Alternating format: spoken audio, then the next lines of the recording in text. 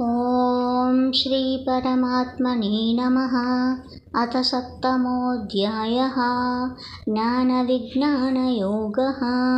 श्रीभगवानुवाच मय्यासक्तमनः पार्थ योगं युञ्जन्मदाश्रयः असंशयं समग्रं मां यथा ज्ञास्यसि तच्छृणु।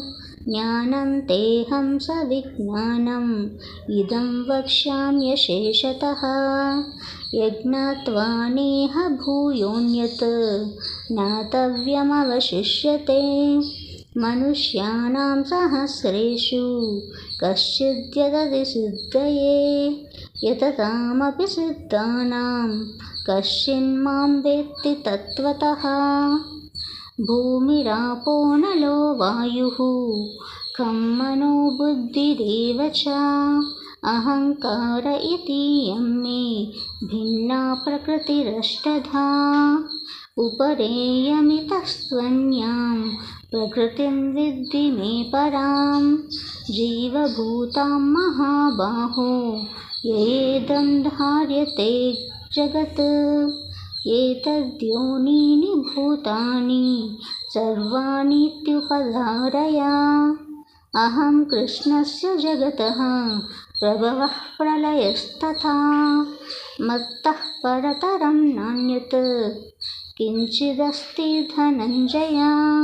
मयि सर्वमिदं प्रोक्तं सूत्रे मणिगणा इव। रसोऽहमप्सु कौन्तेय प्रभास्मि शशिसूर्ययोः। प्रणवः सर्ववेदेषु शब्दः के पौरुषं नृषु। पुण्यो गन्धः पृथिव्यां च तेजश्चास्मि विभावसौ। जीवनं सर्वभूतेषु तपश्चास्मि तपस्विषु। बीजं मां सर्वभूतानां विद्धि पार्थः सनातनं। बुद्धिर्बुद्धिमतामस्मि तेजस्तेजस्विनामहं। बलं बलवतां चाहं कामरागविवर्जितं। धर्माविरुद्धो भूतेषु कामोऽस्मि भरतर्षभ। ये चैव सात्विका भावाः राजस्तामसाश्च ये मत्त एवेति तान् विद्धि न त्वहं तेषु ते मयि। त्रिभिर्गुणमयैर्भावैः येभिः सर्वमिदं जगत् मोहितं नाभिजानाति मामेभ्यः परमव्ययम्। दैवी ह्येषा गुणमयी मम माया दुरस्त्यया। मामेव ये प्रपद्यन्ते मयामेतां तरन्ति ते। न मां दुष्कृतिनो मूढाः प्रपद्यन्ते नराधमाः। माययापहृतज्ञानाः आसुरं भावमाश्रिताः। चतुर्विधा भजन्ते मां जनाः सुकृतिनोऽर्जुन। आर्तो जिज्ञासुरर्तार्थी ज्ञानी च भरतर्षभ।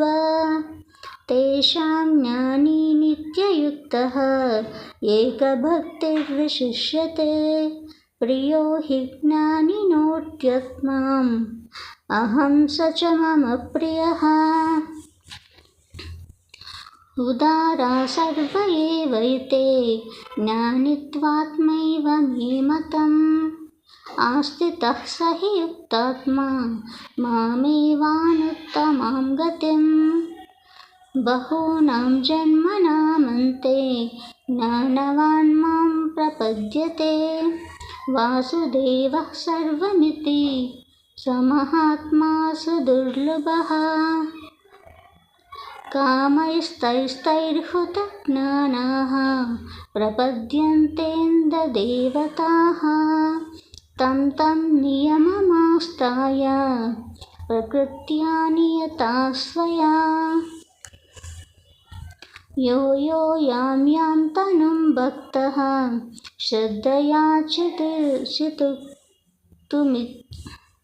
यो यो यां यां तनुं भक्तः श्रद्धयार्चितुमिच्छति तस्य तस्याचलां श्रद्धां तामेव विदिधाम्यहम् सतया श्रद्धया युक्तः तस्याराधनमीहते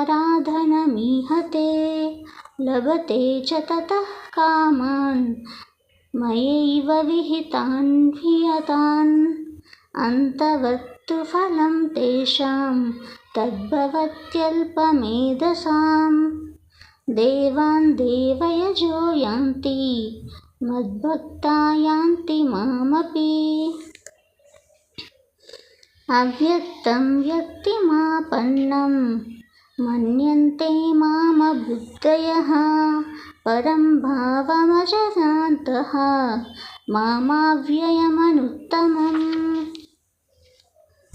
नाहं प्रकाशः सर्वस्य योगमाया समावृतः मूढोऽयं नाभिजानाति लोको मामजमव्ययम् वेदाहं समतीतानि वर्तमानानि चार्जुन भविष्यानि च भूतानि मां तु वेद न कश्चन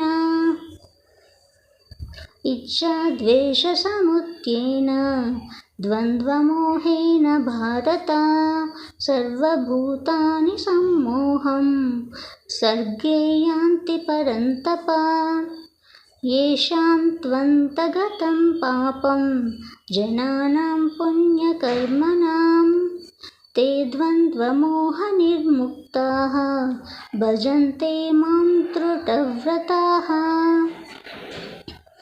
जरामरणमोक्षाय मामाश्रित्य यतन्ति ये ते ब्रह्म तद्विद्दुः कृष्णम् अध्यात्मं कर्म चाखिलम् साधिभूतादिदैवं मां साधियज्ञं च ये विदुः प्रयाणकालेऽपि च मां ते विद्युर्युक्तचेतसः ॐ तत्सत् इति श्रीमद्भगवद्गीतासु उपनिषत्सु ब्रह्मविद्यायां योगशास्त्रे श्रीकृष्णार्जुनसंवादे ज्ञानविज्ञानयोगो नाम 7मोऽध्यायः।